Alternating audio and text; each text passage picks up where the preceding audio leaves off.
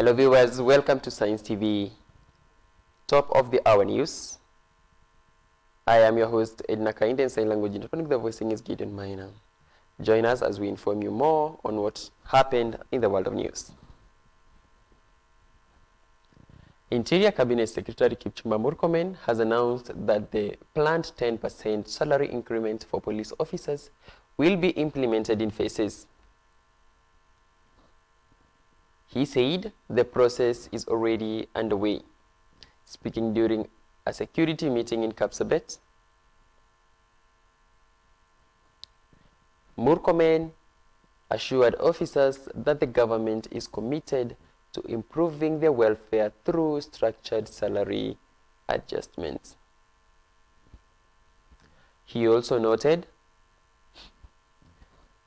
that livestock theft and banditry remain serious challenges in the region, calling for stronger coordination between security agencies and local communities. Last year, 10% increment was done on the police officers that are in the lower cadre.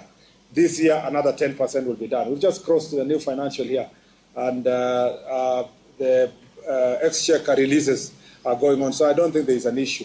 It will be implemented, and the entire promise that was made to our police officers will be implemented. And should there be an issue that requires the numbers to be shared and so forth, the National Police Service Commission can do so, or the Inspector General Police can do so. We are ready to make sure that we remember that the implementation was staggered. It was not one-off. If it was one-off, we would have finished like 2 years ago. So this financial year, the promised 10% increase will be done. It was not one-off. If it was one-off, we would have finished like 2 years ago. So this financial year, the promised 10% increase will be done.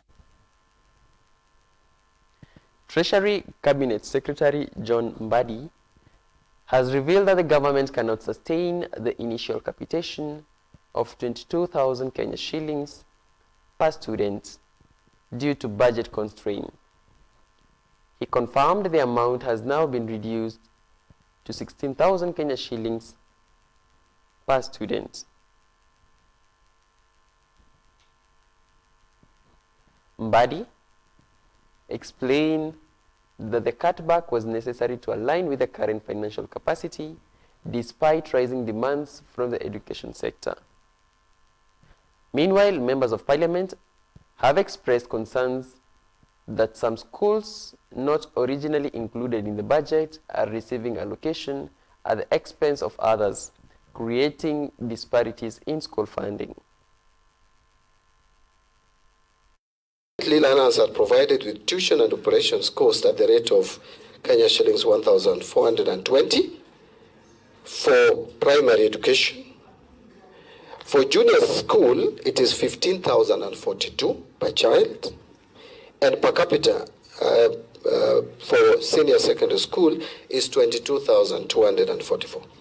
However, due to constrained fiscal space and other emerging priorities within the education sector, updating these rates might be untenable. The government will, however, consider reviewing these rates should revenue performance improve. Again, Madam Chair, we are getting more and more children in our schools, and the revenue performance is not increasing at a faster pace.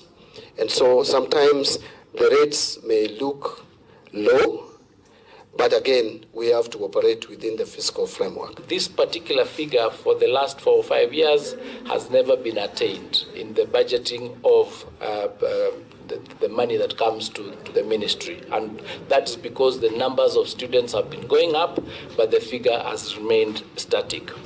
Administratively, the ministry has taken steps to ensure timely disbursement of capitation, again, as my colleague said, at the ratio of 50, 30, and 20. First term 50, second term 30, and third term 20%.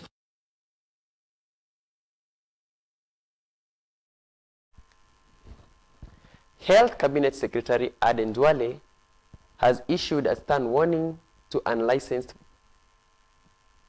pharmacists and doctors cautioning them against dispensing medical services without proper authorization. Speaking during a public health forum, Duale emphasized that individuals found operating illegally will face full legal consequence.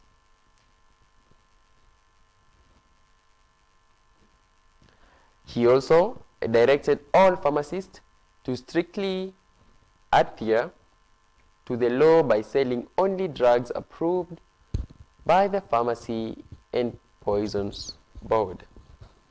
Duale reiterated the government's commitment to safeguarding public health and cracking down on counterfeit and unauthorized medical practices.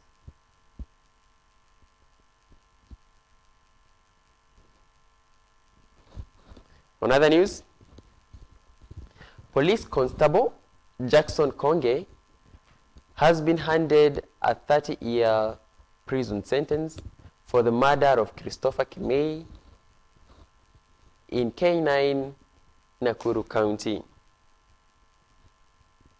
The verdict was issued today by Judge Julius Nangea.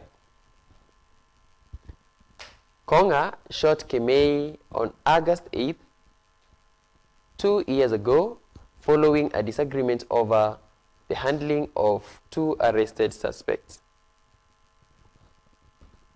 The incident sparked outrage and led to a lengthy court processes. Kimei's family welcomed the ruling, expressing satisfaction that justice was served. Konga has a few days to file an appeal. Having reviewed all the relevant factors and circumstances, the court sentences him to 30 years imprisonment. He has 14 days to appeal the conviction and sentence as he will be advised by his counsel. Na mimi kama wakili wa familia, tumeona haki imetendeka.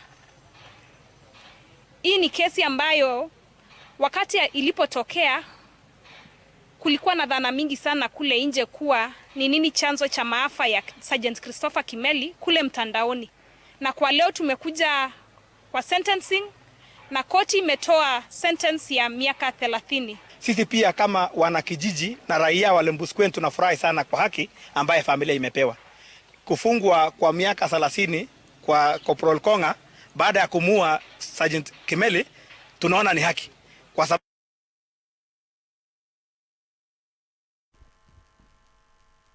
Kennedy Kalombotole, the main suspect in the recent Kenyatta National Hospital KNH murders, has been found to suffer from type 2 diabetes, epilepsy, and recurrent seizures, according to medical reports presented in court. The reports further reveals that Kalombotole's seizures are linked to inconsistent use of prescribed medication. His health status is expected to influence the condition of his custody and ongoing investigation as police seeks more time to complete the probe.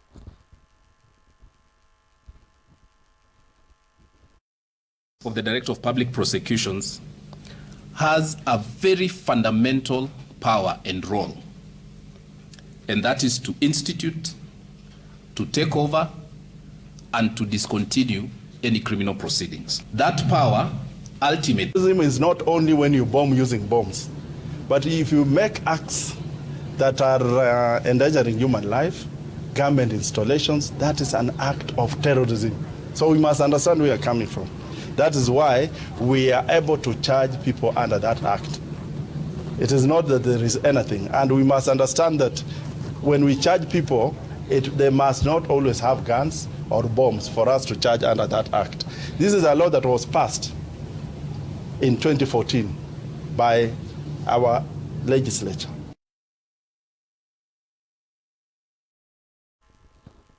The government has issued a stern warning to individuals involving in grabbing public land in Trans Nzoia's county after it emerged that nearly 200 out of 400 acres belonging to Kefis have been illegally occupied.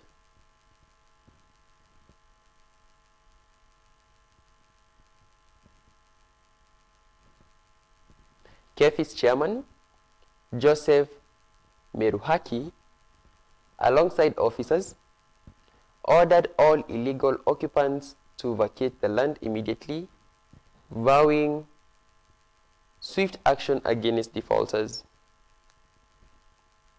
Meanwhile,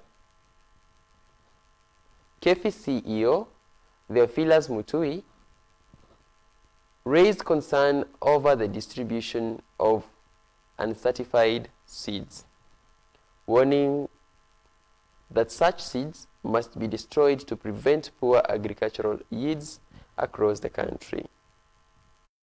Kazi wa serikali Bwana Felix Koskei alituma circular ya kusema mambons wa parastatos wafuatilie masamba yao na wahakikishe masamba yako imara. Na mimi ningependa kusema kama mwenyekiti wa mbundi la Kefis na mbundi yangu yote tumeamua yule samba letu lote la Kefis ambalo ni kama 330 acres tutarundisa samba yote. We are now giving those unscrupulous traders who have been selling fake seed to our farmers that their days are numbered, because we have dispatched our inspectors across the country to go after those people who are selling fake seeds, and they are going to be arrested and taken to court.